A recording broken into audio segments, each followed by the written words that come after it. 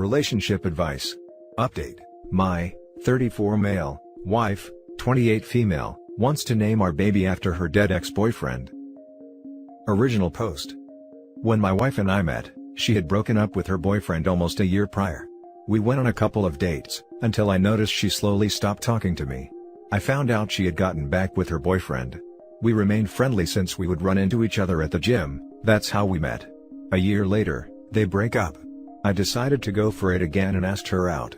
She was pretty upfront about him, and I learned that they had been off and on for almost 4 years. She left him because he started to get abusive. We get married a little over a year later. A few months later, she gets pregnant. Last week, I was sitting in the kitchen studying until I heard my wife yell out, crying. I ran over to her to ask her what was wrong. She had difficulty speaking, but she eventually showed me a post on Facebook that a mutual friend between her and her ex had posted. Her ex had gotten into a motorcycle accident and had died. My wife was an avid motorcyclist who stopped riding once she got pregnant. She knew how passionate he was about motorcycle riding just as much as her, and how tragic it is. I console my wife and help her get to bed, letting her know that I'm here for her. I didn't think much about the whole thing, until my wife told me last night that she wants to name our baby after him. I hesitated for a bit and told her that I feel uncomfortable with it. For one, it's her ex. Second, he was abusive. Why would she want to honor someone like that? My wife got pretty upset and just wouldn't hear me out on my reasons. She won't talk to me at all. Am I really in the wrong here? I'm just thinking that my wife is extremely emotional at the moment since she's pregnant and trying to process her ex's death. Any advice? Now for the top advice before reading the update. Okay, I'll be the a-hole here. Is the kid yours? She's left you for him before, you got married really quickly, and she got pregnant shortly after. It doesn't exactly sound like she was over him given her response and wanting to name the kid after him. On the not a-hole side, you are absolutely correct in not wanting to have your child named after her ex. That's an incredibly disturbing thing to have to explain, which shouldn't even be an issue in the first place. I really hope she's just being in a heightened emotional state because that is very disrespectful to you and the marriage. To add on to the a-hole theory about the cheating, it won't be strange if she cheated and stuck around due to you being the safe choice. That is, the guy she'd be okay settling down with to start a family, etc. Marrying someone a year in is never a good idea. Especially after they've had a major breakup. But yeah, naming your kid after her ex is absurd. But keep in mind that some people tend to disregard the terrible things they've done due to them being dead. To them the dead are perfect and can do no wrong, even if they were jerks in real life. Just think about how every time you said your kid's name you would think about the ex and how your kid would feel knowing he was named after his mom's ex-boyfriend. That kid's going to feel messed up when they find out, and it will put a huge strain on their relationship with your wife. OP, please, make sure to have her throw this idea out the window. Red flag. Run, Forrest. Run. And now for the update. Wow, so, this post got a lot more traction than I expected. First of all, I want to thank all of you for your advice and showing your concerns, not just for myself, but for my wife too. It means a lot. Now on to the update. For Easter, we already had plans with her family to go to church and then have a barbecue at her sister's. Not wanting her family to see any tension, I saw this as a chance for her to have to speak to me. As we're getting ready for church, I tell her that we need to talk about everything now. She agreed and sat down with me. I did tell her that there is absolutely no way we're naming our baby after her ex, or any of our kids, if we have even more. She agreed and apologized for acting irrational. Also, I know a lot of you suggested that I get a paternity test. I know that I'm 100% the father. I didn't want anyone to get my anxiety up, since while it may seem rational, jumping into an extreme conclusion and making things worse. I thought it out, but I still did ask if she was still in love with her ex and if she did cheat. She adamantly said no. She had already stopped loving him, even before they broke up. She tried to make the relationship work, but she just wasn't in love with him anymore. She described him as not being a good person at all. She apologized for making me feel that way. I told her that I understand she's going through a lot of emotions right now and being pregnant doesn't help at all. But, I had to ask on why she would want to name our baby after him, even after all she has told me. She started to get choked up and was shaking. I told her that she could tell me. She confessed that when her and her ex broke up, the last thing she told him was that she wished he would fall off his bike and die. Also, the bike that he died riding on was a bike that she strongly suggested that he buy, even though it wasn't his first choice. She also talked about how accidentally getting pregnant and her ex suddenly dying is a lot for her to handle. She wasn't expecting to be a mom so soon, and her life is about to change when she really didn't want it to. She talked about how she thought we'd travel and that she'd continue racing her motorcycle. Now, she's not even sure if she'd be able to ride again. She actually thought she might be able to ride again once she had the baby, but her ex's death reminded her how much of a risk it is. She doesn't want to risk her life when she has a family. She feels gutted. Regardless, she kept stressing out to me on how she wouldn't change a thing about her life now and that she's happy to be married to me and is going to be a mom. We're the best things that has ever happened to her. Anxiety also runs in my wife's family. My wife gets intrusive thoughts about how her ex died too. It's so bad that she has a hard time sleeping sometimes. After discussing things, she decided that she'll be going into therapy. She has her first appointment this week. Now for some top comments. She's actually feeling survivor's guilt. I went through that when my brother was killed. He died fixing the very truck I co-signed for him. I didn't want him to buy it, but it made him happy. I'm glad that you and your wife overcame that obstacle. Good luck to you and your family. I hope that you too were able to overcome your obstacle. I'm sorry for your loss. I hope you know now that it wasn't your fault. This is like a perfect case study and not taking Reddit's advice at face value. It was pretty obvious from your last post that she was just grieving because someone she was once close with had just died. Yet of course this sub was convinced that she was cheating on you. And no sympathy for that she's also pregnant and of course already had hormones all over the place either, making the grief even worse. It warms my heart that you guys worked it out. You guys seem to have a very mature and loving relationship. These are the kind of updates that I want to see on this sub. Good stuff OP, and congrats on being a father. I'd recommend seeing the movie About Time. It really made me fall in love with the idea of being a father. Now for the next story. My husband, 39 male, destroyed my 31 female dead boyfriend's ring that he gave me. Chris was my first love. His mother and my mother were best friends. From when I was born, he was right by side, always being there for me, and I adored him. We were 12 when we had our first kiss and we were 18 when we moved in together. On his 21st birthday, we were out celebrating when he suddenly collapsed. It turns out that he was sick with an aggressive form of brain cancer. Doctors gave him 3 months to live. We opted out of treatment because doctors told us that the possibility for the cancer to be sent into remission was extremely low. We went around the world and shared many memories that I still treasure with my whole heart.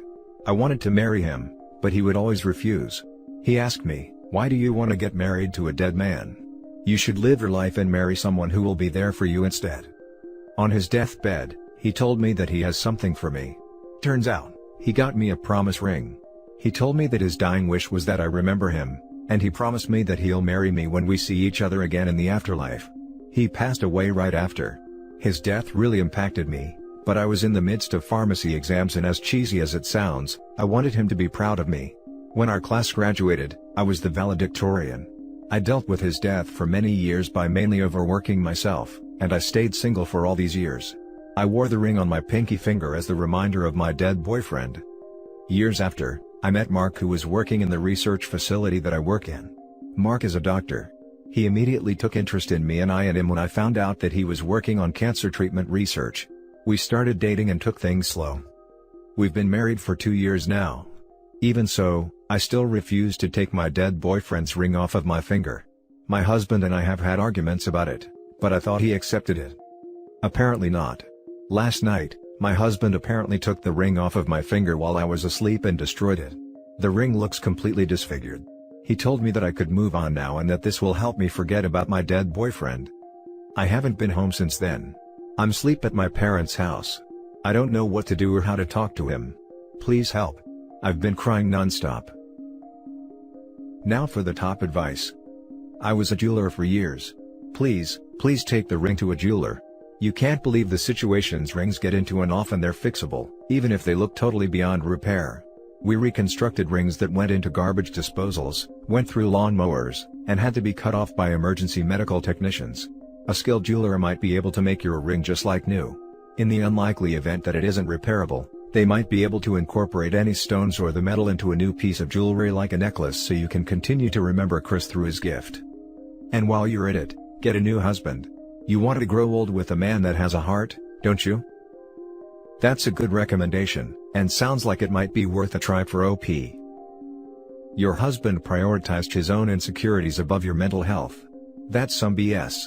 He's literally telling you it's more important to me that I not have to cope with my own jealousy than your happiness is. That's BS, and I don't know that I'd be able to go back to a relationship with so little trust. I know, right, and he's a flipping doctor. Mental health can affect your physical health. He should know that if he's a doctor. Oh hun, I'm so sorry. To destroy something that important to you, that is not love. To me, it sounds like your husband has jealousy issues and that is a big red flag. You chose to marry him and that should be enough, instead of such a brutal overstepping of boundaries and being jealous of the dead. I'd suggest a marriage counselor as a first step. But if it were me, my heart would be broken and so would my love for this jealous man. Lots of love and hugs from Canada girl. Now for the last story. Update. My 27 female, son 6 doesn't like my boyfriend, 31 male. Everyone thinks I should break up with him but I don't want to. What do I do? Original post. My husband, my son's dad, passed away when he was 2. I thought I could never date or be with anyone ever again, until I met my current boyfriend a year ago. He is a wonderful person and we got serious pretty quickly. I introduced him to my son about 3 months into dating him, and they got along fine. He is really good with my son and he genuinely enjoys spending time with him. My son was also happy to spend time with him and he got along with him fine. Until about a month and a half ago. I don't know what happened. He went to visit his grandparents for a week, and when he came back, he became quite withdrawn and didn't want to spend time with my boyfriend anymore. He told me that he doesn't want me seeing him anymore. I thought maybe he was just reminded of his dad after spending time with his grandparents. Even though he was 2 when he passed away, I've always tried to make sure he knows about his dad. I thought he would be okay after a few days, but he still hasn't warmed back up to my boyfriend. I think he still does like him, but is apprehensive about spending time with him for some reason. The other day he was really excited and asked me whether my boyfriend will be coming with us to watch a movie, but then seemed to check himself and refuse when I offered to call and ask. I have tried to find out from his why he's being like this and he just says he doesn't know or I just don't want to see him. I am at a loss for what to do. This has been very hard on me and my boyfriend. He has grown quite fond of my son, and this rejection is making us both feel really horrible. My mother and older sister are pressuring me to do what's best for my son and break up with him. My older brother thinks that this will pass, and also that my husband's parents may have said something. I can't imagine them doing something like that. I also think maybe he just needs more time and to just spend more time with my boyfriend, although I also don't want to force him. Am I being selfish? I love my son very very much. But I also don't want to break up with my boyfriend and I also think that he's good for my son. Am I being a horrible mom? Now for the top advice before reading the update. I mean, barring the usual childhood ridiculousness that can occur, sounds like the grandparents said some things. It could have even been inadvertent. I agree 100%. The child probably said how much he likes the guy, and the grandparents got offended. When he visited his grandparents, I am assuming it was his dad's parents. Could they have either intentionally or unintentionally said something to your son about his dad that would make him feel guilty for accepting another man into the father figure role that should have been their late son's? I would ask your son or maybe have a conversation with the grandparents. They may be hurting or feeling slighted by the fact you are moving on and possibly finding a new father figure for your son. You should not have to ruin a really good relationship with what seems like a genuinely caring and loving guy, but ultimately, the relationship with you and your son comes first. I hope you are able to solve this dilemma and everything works out for you. This sounds very likely. This is either something happened between your boyfriend and son when you were not looking, or your son's grandparents want you to be a widow forever. Have they ever spoken to you on this subject? I've asked my son whether my boyfriend did anything or said anything and he denies anything happened. Well, he just says no. Did he do anything to upset you? No. Did he do anything to hurt you? No. Did you have a fight? No. My husband was their only son and it was very difficult for them to accept when he passed away. They've never directly said anything to me. Now for the update. Turns out it really was something his grandparents said, as many of you suggested. They said some things that made my son think that my boyfriend and I will make our own family, and he'll be the fifth wheel and I will no longer love him. I reassured him and made sure he understood I will always love him, and that he will only have more people love him, not less. Boyfriend and I agreed we needed to spend more time together with him, and we've been doing that, and he's warmed up to boyfriend surprisingly quickly. So that's working out really well, and my boyfriend has been really wonderful throughout this. I feel kind of ashamed for even considering breaking up with him. I've been told I told you so by my brother. I have been putting off talking to his grandparents. But I will definitely talk to them before I let my son spend time with them again. I want to make it clear to them that it's not acceptable to say or insinuate things like that to my son, but also want to reassure them that they will get to see him, so long as they don't put weird ideas in his head. I think I will see them by myself and lay it all out, and then maybe have a little break before letting my son visit them. Edit. Thank you all for your kind words and advice. Honestly overwhelmed by the number of responses. Wasn't expecting it.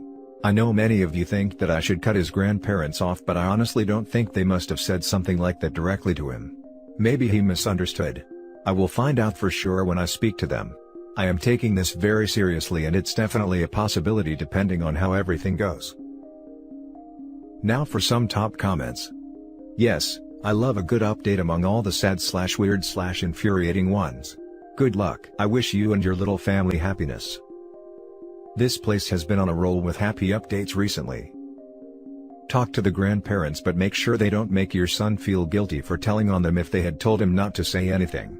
Then your son may think you lied if he gets in trouble with the grandparents because you promised that he will not get in trouble.